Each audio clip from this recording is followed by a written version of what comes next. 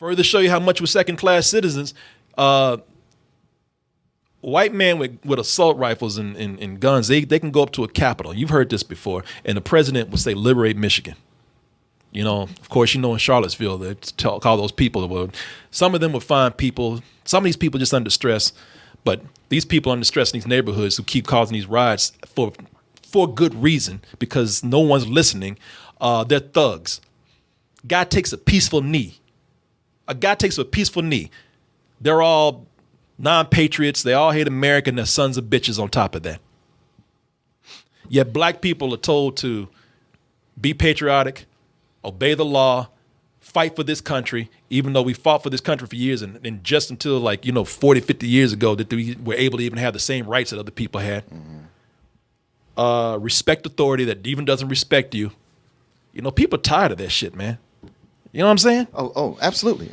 Even when Michelle Obama mentioned that, hey, America has some things to work on.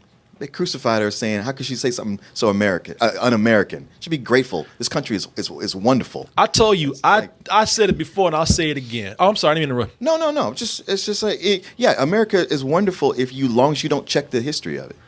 I don't give a about the flag, patriotism, 4th of July, and I would fight you on that shit. Not physically, but I would sit down and debate with you. Anybody who sits up here and says I'm being disrespectful to America, think about generations upon generations upon generations upon generations where been told to go fight for this country and come back and told you, well, but you know what? You're only half a man as a white person.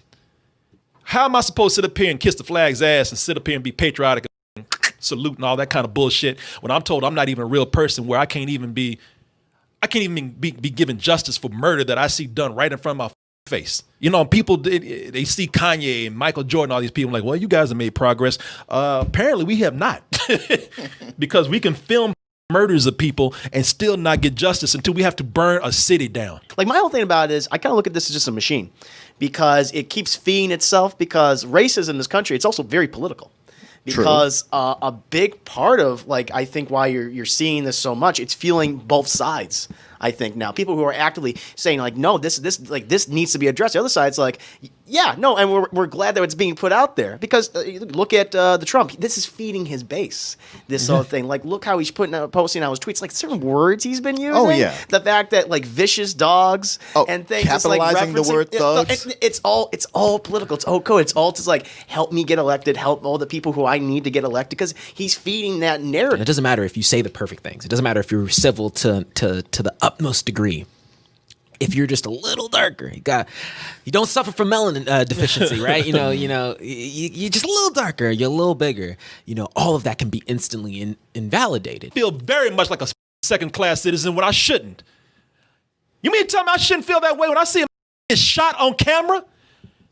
You were telling me I don't have to feel anything. I could come out here and feel like I could even sit up here and say, you could hypnotize me and tell me I'm a person. I'm on top of the fucking world. I got everything everybody else. But on the outside, with you looking at me, you're telling me I'm a second-class citizen. That's the world telling me that. I know. So the world telling me I ain't gotta feel any kind of way. But that's what you're telling me. That's what you're saying to me, that I'm not worth enough. If I get shot, there might be an out by a cop. Mm-hmm. Y'all better wake up, because that's how the world sees you. If you are not of the right skin color, America still in 2020 sees you as somebody who is not worth the life of another person. And better wake up and see that. The talk today includes go out there, know what to say to a cop.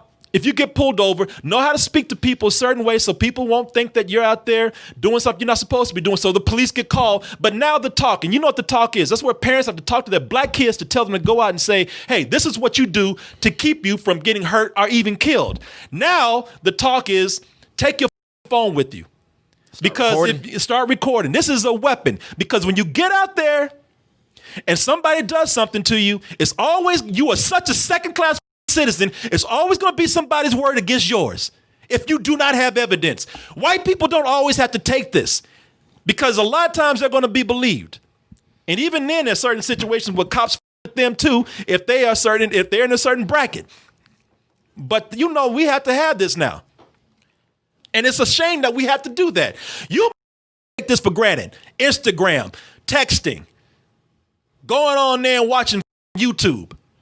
Other people got to see this as something that will save my life. Because if I get together with too many people that look like me, somebody's going to think something is going wrong. When I'm doing shit that everybody else should do. And you can't tell me that this world isn't telling me I'm a second-class goddamn citizen. I could be a billionaire. That's a thing about it. I could have $1 billion and still somewhere say, but you a nigga. It doesn't matter. Y'all still got more than you do. You have to realize where you stand in this country before you can take a knee. Colin Kaepernick noticed very early on, like, you know, what was going on with Trump and him putting these dog whistles out and the police brutality that was going on, to the point he was willing to risk his career, which he did, because he knew that this country did not see us as equals. Next time you get up and you stand for the flag, I don't give a if you're black or white, anything in between. Next time you sit up there and you look at that flag and you salute it, you sing some patriotic song, or you scream America, you just get past the visuals and the chants and all the empty shit that goes with that and all the shallow shit that goes with that. You sit back and you see what that's really supposed to mean and if it really meant anything. And if it meant anything for you or somebody that you know. People are dying, y'all. I know for years cops have had this, you know, that it's been an organization where they've had their ways, their establishment, their codes, and all that shit's gonna have to be dropped. This is not a goddamn fraternity.